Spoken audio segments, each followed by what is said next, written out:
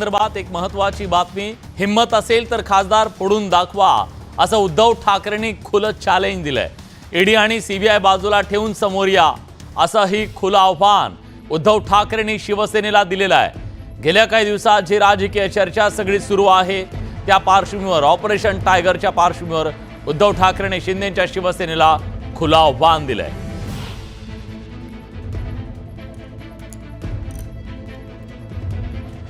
तर हिम्मत असेल तर खासदार फोडून दाखवा असं म्हणत उद्धव ठाकरेंनी आज ऑपरेशन टायगरच्या सगळ्या चर्चांच्या पार्श्वभूमीवरती हे खुलं आव्हान दिलेलं आहे। पण त्याचबरोबर ईडी आणि सीबीआय बाजूला ठेवून समोर या अशा शब्दात त्यांनी सुनावले सुद्धा शिंदेच्या शिवसेनेला आणि भाजपला सुद्धा।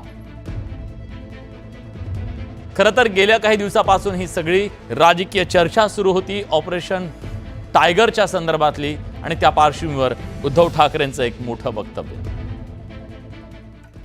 मंडळी, आता बोलूया आजच्या बडे मुद्द्याच्या चर्चेच्या मुद्द्याकडे। मुद्दा हाच आहे की ठाकरेंच्या शिवसेनेच्या संभाव्य फुटीचा।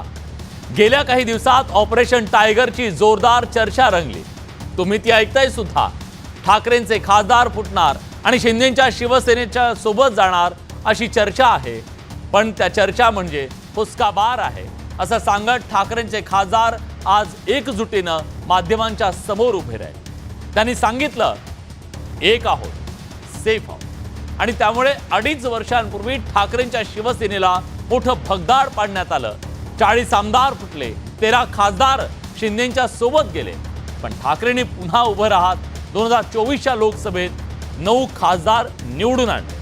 पण या खासदारांवर शिंदेच्या शिवसेनेचा डोळा आहे का?